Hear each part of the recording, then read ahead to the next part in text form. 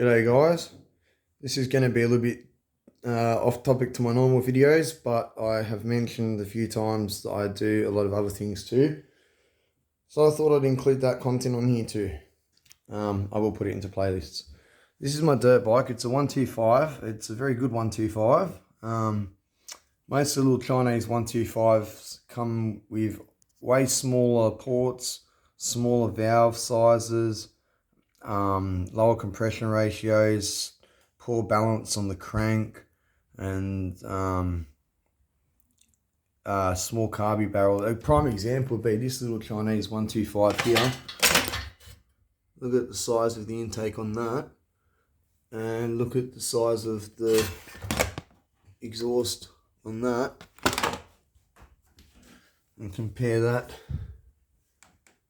to this one. Yeah. Hey, no fighting. Sorry, guys. Yeah. So all I've done to this so far is literally just bodgy a pod filter onto the carby, put a better ignition coil and module in there, and what we've got to do is my clutch bracket is broken. There's no bracket there, so I'm going to cut up a little piece of. What I'm going to do is I'm going to cut this alloy back here, so this is just a flat sort of flange sticking out. And I'm going to drill a second hole in there.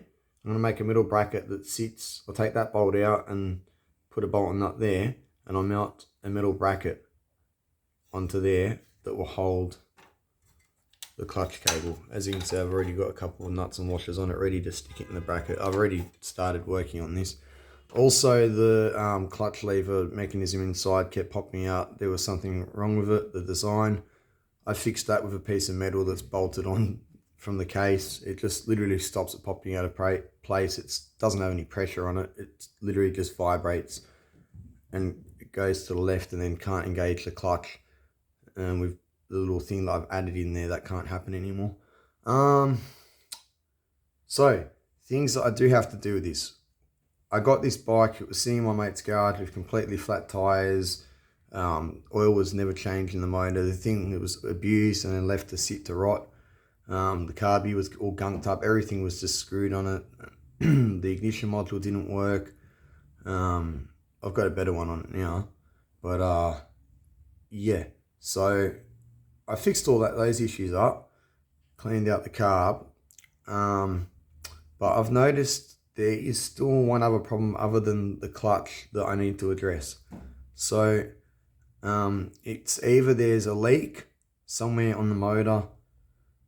I mean a gasket, you know, not leaking compression but sucking air in.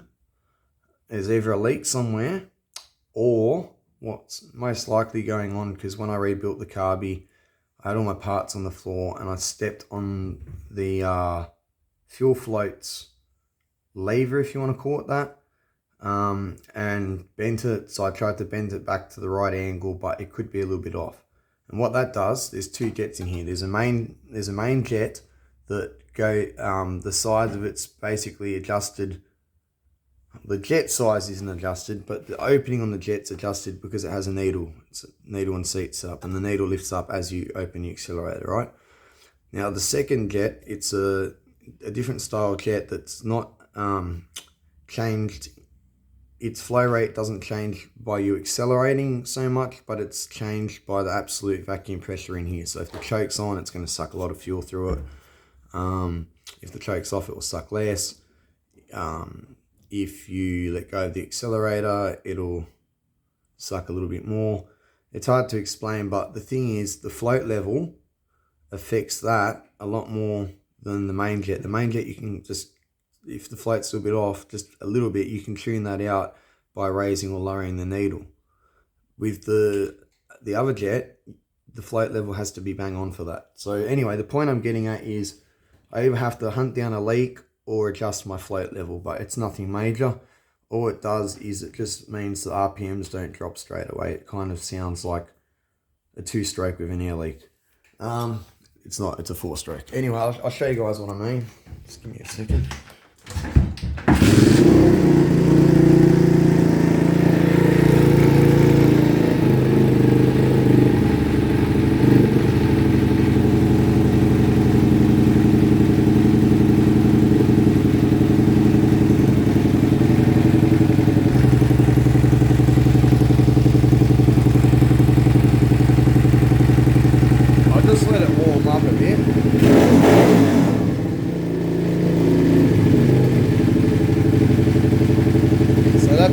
talking about.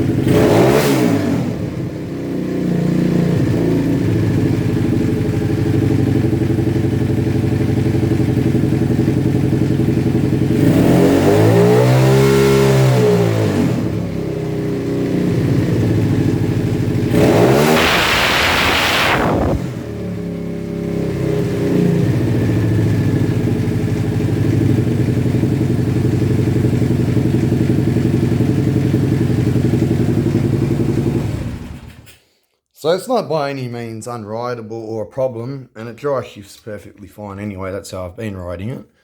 But that being said, we are going to make up a clutch bracket for it, and I am going to work out if there's an air leak or if my float level's wrong and try and get that idle to drop a bit quicker.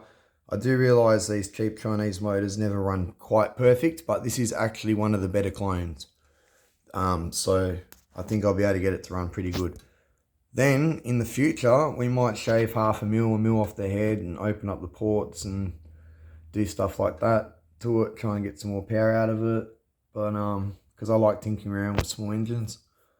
I've actually got quite a few other motors, 2-stroke ones.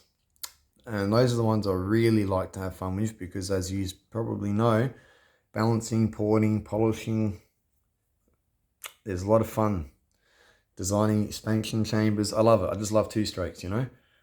So I probably upload quite a few videos because I've got a 2-stroke push bike that was one of those little Chinese 66cc, 69, whatever they are, cc Chinese gas bike kits, and I did everything to that. You know, it's got the top and bottom bearings are like better bearings. It's got a I think it's a ZAF 80 conrod, different piston in it, like different rings, a balanced crank, like fully balanced crank, high compression head, with like bigger cooling area, the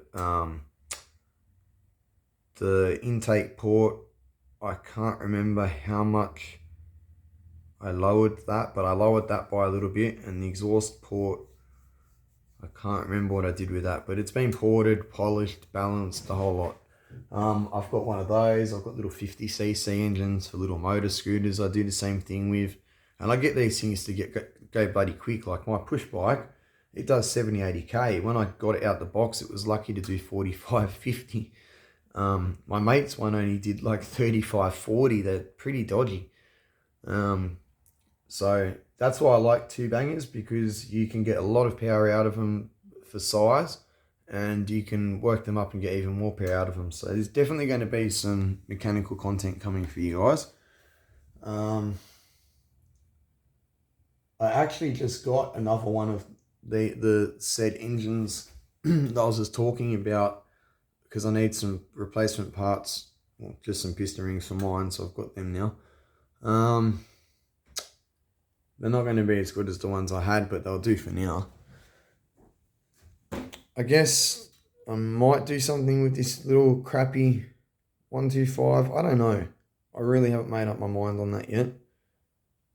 It is a POS, so I don't know. I might just take whatever parts I want off of it and get rid of it and get another one of these for my missus, but I don't know. I mean, we're not even really into dirt bike riding. I just got it because it's fun. And I can't really ride it around the street, so all I can do is sneak it down to an occasional park or trail every so often, have a bit of fun on it, then sneak it home. It's not too plausible. The coppers don't like it. Anyway, I just thought I'd post that update on this, because this is another series that's going to be added to my channel, mechanical stuff. So keep tuned, and that will be coming up in the very soon future too. Like I said in my last or second last video, I have a bit of stuff going on this week, but after say the 12th, I'll be back to doing stuff almost all day, every day, and posting videos other than the days that I'm at work, which are not many. So I'll see you guys soon, alright? Take care. Bye.